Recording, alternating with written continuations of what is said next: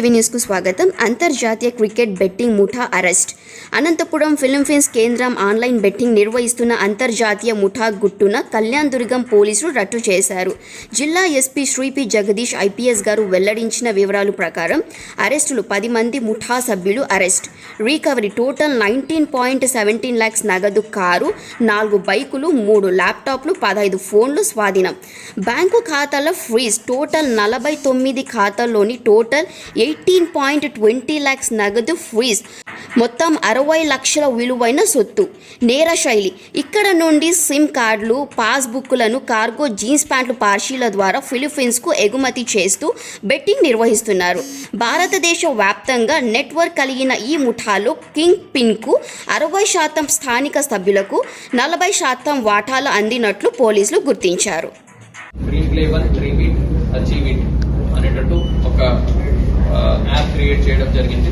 దీనికి సంబంధించిన లింక్స్ ఏమున్నాయి, అది ఒరిజినల్ గా ఫిలిప్పైన్స్ కంట్రీ ఆరిజిన్ గా ఈ మొత్తం రాకెట్ నడుస్తుంది. సో దీంట్లో మనము ఒక 19,70,000 ఆల్మోస్ట్ 20 lakh రూపీస్ మనము క్యాష్ తీసుకోవడం, ఒక కార్, ఒక 4 బైక్స్, ఒక 3 laptops, 15 SIM cards, 4 cheque books, మరి 13 ఏటీఎం కార్డులు, ఒక 15 మొబైల్ ఫోన్స్ సీజ్ చేస్తూ, ఇది మాత్రం కాకుండా ఒక 9 బ్యాంక్స్ లో 49 మందికి సంబంధించినటువంటి 18,20,000 రూపీస్ అమౌంట్ కూడా మనము ఫ్రీజ్ చేయడం జరుగుతుంది. So total value of 60 lakhs worth ఉన్నటువంటి మెటీరియల్స్ మనము క్యాష్ ఫ్రీజ్ ఉండొచ్చు, మిగతా మెటీరియల్స్ రూపంలో మనం సీజ్ చేయడం జరుగుతుంది. ఇంకా డీటెయిల్స్ ఇక్కడ లోకలీ ఆపరేట్ చేసేవాళ్ళు. అది కాకుండా అతను శివ అనే అతను రాయలసీమ రీజన్ అతనే, బట్ ఫిలిప్పైన్స్ లో ఉంటారు. సో వీళ్ళు అందరూ కలిపి ఆపరేట్ చేస్తారు. సో ఇక్కడ లోకల్లో కలారి మధు అనే ఒక వ్యక్తి, కళ్యాణ్ దుర్గం సంబంధించిన అతను, వాళ్ళు ఈ శివ అనే ఫిలిప్పైన్స్ అతనితో ఇనిషియల్ గా ఫ్రెండ్షిప్ ఏర్పడుతుంది. సో దాంట్లో శివ అనే అతను మీరు బెట్టింగ్ నడిపిస్తే, బెట్టింగ్ నడిచిన దాంట్లో వచ్చినటువంటి ప్రాఫిట్ లో 60% మాకు, 40% మీకు ఇవ్వడం జరుగుతుంది అని వాళ్ళ మధ్యన ఒక కాన్వర్సేషన్ జరిపి దాని బేసిస్ మీద మధు అనే అతను ఇక్కడ లోకల్స్ దగ్గర SIM cards, passbooks, bank accounts create చేసి దానికి సంబంధించిన ఏటీఎం కార్డ్స్, పాస్బుక్స్ ఇవన్నీ కూడా ఈ కార్గో ప్యాంట్స్ వస్తాయి. ఆ కార్గో ప్యాంట్స్ ద్వారా ఇవి అన్ని కూడా ఫిలిప్పైన్స్ కి పంపించడం జరుగుతుంది. సో దాని భాగంగానే మనము ఒక 15 సిమ్ కార్డ్స్, కొన్ని cheque books and ATM cards కూడా మనం ఈరోజు సీజ్ చేసి ఉన్నాం. సో ఇవి వాడి ఇల్లు అన్ని సైబర్ నేరాలకు ఉండొచ్చు, బెట్టింగ్ ఉండొచ్చు, కెసినోకి ఉండొచ్చు, ఇట్లాంటి అన్నింటినీ కూడా ఈ పాస్బుక్స్, ఈ సిమ్ కార్డ్స్ ని వాడి వాళ్ళు ఆపరేట్ చేయడం జరుగుతుంది. ఈ శివ అనే అతను ఈ డ్రీమ్ ప్లే 1 ఏముంది, ఈ యాప్ సంబంధించి లింక్స్ అది పంపిస్తాడు. సబ్సిక్వెంట్ గా మధు అనే అతను మిగతా లోకల్లీ ఉన్నటువంటి హెడ్స్ కి వాళ్ళకి లింక్స్, పాస్వర్డ్స్ ఇవన్నీ కూడా డీటెయిల్స్ వాళ్ళకి కమ్యూనికేట్ చేయడం జరుగుతుంది. దాని ద్వారా వీళ్ళు లోకల్ గా బెట్టింగ్ అది నడిపిస్తూ ఉన్నారు. సో మనం ఇప్పుడు ఒక కళ్యాణ్ దుర్గం సంబంధించిన ఒక 6 మెంబర్స్ మనం అరెస్ట్ చేయడం జరిగింది. ఒకరు ఏలూరుకి సంబంధించిన వాళ్ళు, ఇద్దరు తెలంగాణకి సంబంధించిన వాళ్ళు, ఒకరు విజయవాడకి సంబంధించిన వాళ్ళు, ఇంకొక కర్ణాటక అతను అబ్స్కాండ్ ఉన్నాడు, అండ్ ఈ శివ అనే అతను కూడా ఫిలిప్పైన్స్ లో అబ్స్కాండ్ ఉన్నాడు. సో వీళ్ళని కూడా మనము అరెస్ట్ చేయడం జరుగుతుంది. సో ఇది మనకు ఐపీఎల్ సంబంధించి నడుస్తున్నటువంటి ఈ బెట్టింగ్ మీద మనం వర్కౌట్ చేసినప్పుడు మనం ఈ ఆపరేషన్ క్యారీ అవుట్ చేయడం జరిగింది. సో అన్ని ఈ యాంటీ సోషల్ యాక్టివిటీస్ ఏమున్నాయి, బెట్టింగ్ ఉండొచ్చు, గ్యాంబ్లింగ్ ఉండొచ్చు, మట్కా ఉండొచ్చు. సో ఇట్లాంటి అన్నింటి మీద మనము క్లోజ్ వాచ్ పెట్టడం జరిగింది. అండ్ ఇవన్నీ కూడా ఆర్గనైజ్డ్ క్రైమ్ కింద వస్తాయి. సో ఈ నేరాలకి ఆల్మోస్ట్ లైఫ్ ఇంప్రిజన్మెంట్ లాంటి పనిష్మెంట్ మనకు కొత్త బిఎన్ఎస్ చట్టంలో ఉంది. సో ఇవన్నీ లైఫ్ ఇంప్రిజన్మెంట్ పనిష్మెంట్ ఉన్నటువంటి నేరాల కింద మనం కేటగరైజ్ చేయొచ్చు. సో ఆర్గనైజ్డ్ క్రైమ్ కింద మనము కేసెస్ బుక్ చేసి ఇట్లాంటి వాళ్ళ మీద చట్టపరంగా స్ట్రిక్ట్ యాక్షన్ మనం తీసుకోవడం జరుగుతుంది. ఒకటి యాక్షన్ అయితే, ఇంకొకటి అతి కష్టం మీద కష్టపడి సంపాదించిన డబ్బుల్ని మనము జల్సాల కోసం పాడు చేసుకుని ఫ్యామిలీ మొత్తం కూడా రోడ్ మీదకి వస్తున్నాయి. సో దీని మీద కొంచెం పిల్లలు ఏం చేస్తున్నారు అనేది కూడా ఫ్యామిలీ మెంబర్స్, పేరెంట్స్ వాళ్ళు కూడా దృష్టి పెట్టాలి. అండ్ మీరు మీ హార్డ్ అండ్ మనీని ఏదో అలాగ జల్సాల కోసమో లేదా ఫన్ కోసమో ఒక్కసారి అడిక్ట్ అయిన తర్వాత చాలా ఫ్యామిలీస్ కూడా రోడ్ మీదకి వస్తాయి. సో దీన్ని దృష్టిలో పెట్టుకొని పోలీస్ తరపు నుంచి, ఎన్ఫోర్స్మెంట్ ఏజెన్సీ తరపు నుంచి గట్టి యాక్షన్ ఉంటుంది దీని మీద. అలాగే మీడియా నుంచి కూడా I request all of you to create awareness on this. అలాగే పబ్లిక్ లో కూడా దీని మీద దృష్టి పెట్టి ఎక్కడైనా ఇట్లాంటివి జరుగుతుంటే ఆ ఇన్ఫర్మేషన్ కూడా మనకు పాస్ ఆన్ చేసినట్లయితే మనం దాని మీద గట్టి యాక్షన్ తీసుకోవడం జరుగుతుంది. సారీ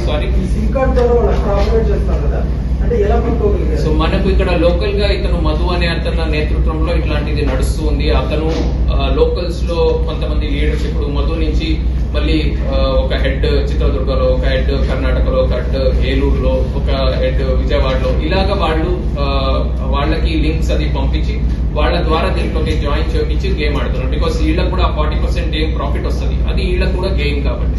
సో ఆ ఇన్ఫర్మేషన్ మాకు బయటకు వచ్చినప్పుడు దానికి ఆ లీడ్ బేసిస్ మీద మనం వర్కౌట్ చేయడం జరిగింది. కాదు, లీగల్ కాదు. ఈ మ్యూల్ అకౌంట్స్ క్రియేట్ చేసినప్పుడు బ్యాంకర్స్ చెక్ చేసుకోవాలి.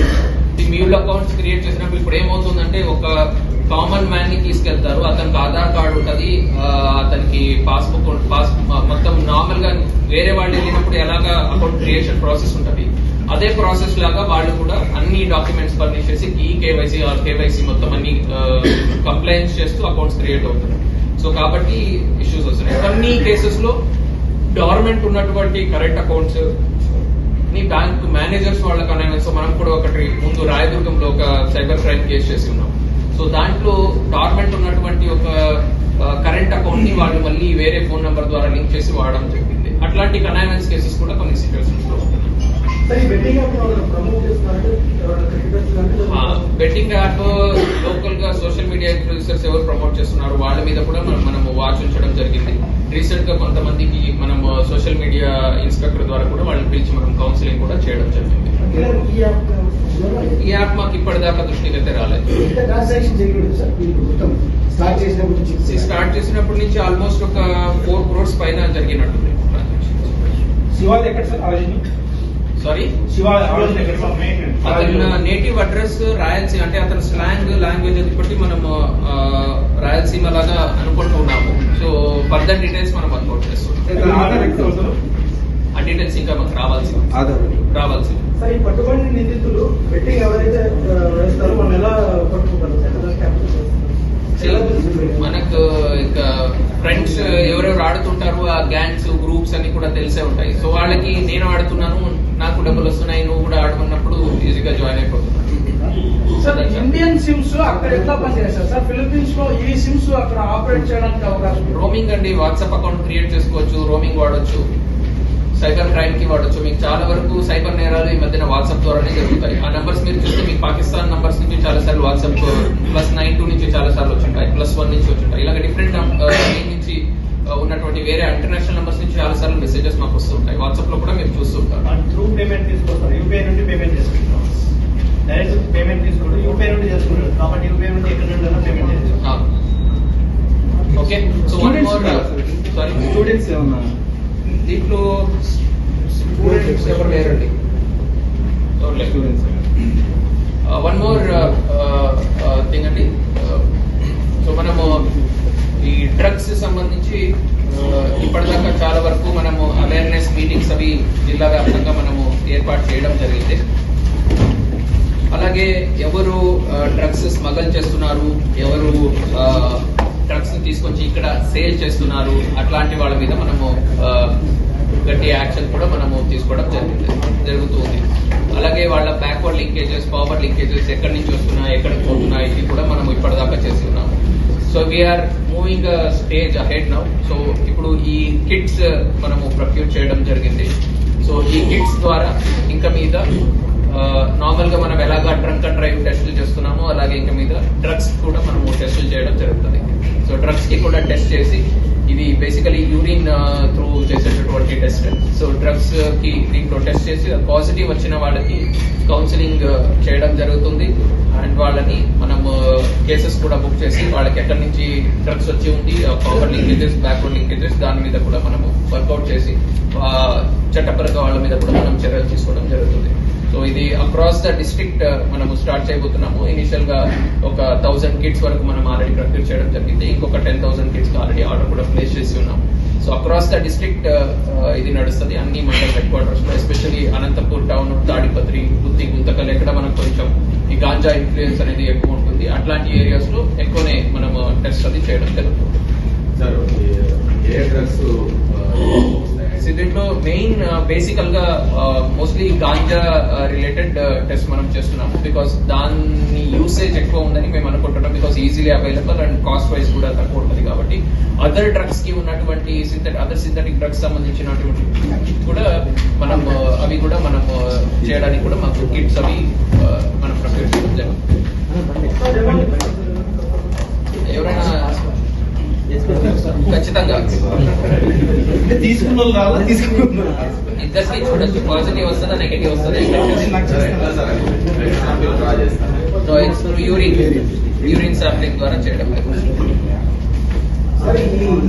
హనీ ట్రాప్ కేసు ఎంతవరకు వచ్చింది సార్? ఒకసారి బ్రీఫ్ చేస్తారు. హనీ ట్రాఫిక్ కేసు క్లోజ్ అయిపోయింది, అది ఇంకో రోజు ప్రెస్ మీట్ లో ఇంకోసారి డిస్కస్ పొలిటికల్ ప్రెషర్ క్లోజ్ చేశారనే ఆరోపణలు ఉన్నాయి బయట. ఎందుకంటే చాలా మంది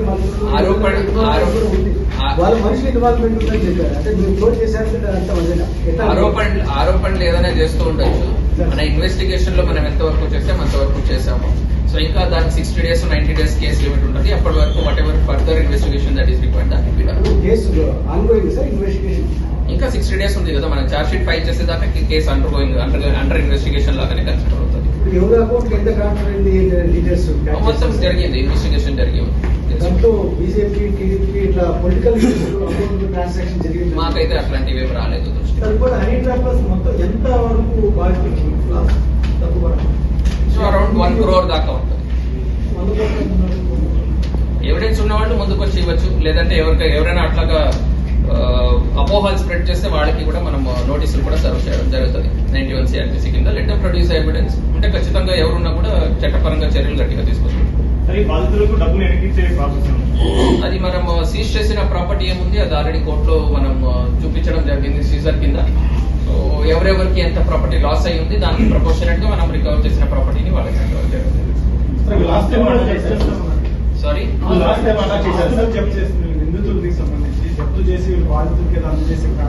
ఒక్క ప్రాపర్టీ మనం సీజ్ చేయడం జరిగింది. సో మిగతా అన్ని కూడా లిక్విడ్ అసెట్స్ మనం సీజ్ చేశాం. ఒక ప్లాట్ ఒకటి సీజ్ చేశాం. A1 కి సంబంధించినది.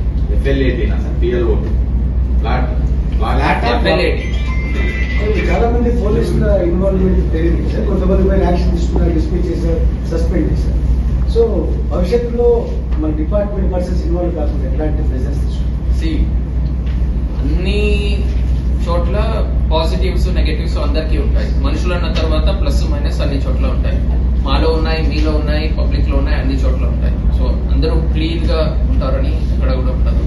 So whenever that kind of incident comes to our notice అప్పుడు ఖచ్చితంగా వాళ్ళ మీద మనం చర్యలు తీసుకోవడం జరుగుతుంది. నెక్స్ట్ ఎవరు అట్లాగా చేయకూడదు అనేటటువంటి చర్యలు మనం కూడా తీసుకోవడం జరుగుతుంది. సో దాని మీద కంటిన్యూస్ గా వాచ్ ఉంటుంది. ఫర్దర్ గా వాళ్ళు మరీ ఇన్వాల్వ్ అయినప్పుడు మనం ఖచ్చితంగా యాక్షన్ ఎక్కడ మీరు ఎవిడెన్స్ ఏదైనా ఉంటే నాకు ప్రొడ్యూస్ చేయించండి. ఆ కంప్లైంట్ ని మీరు తీసుకురండి, రేపొద్దున ఇదే మీడియా సమక్షంలో మాట్లాడదాం.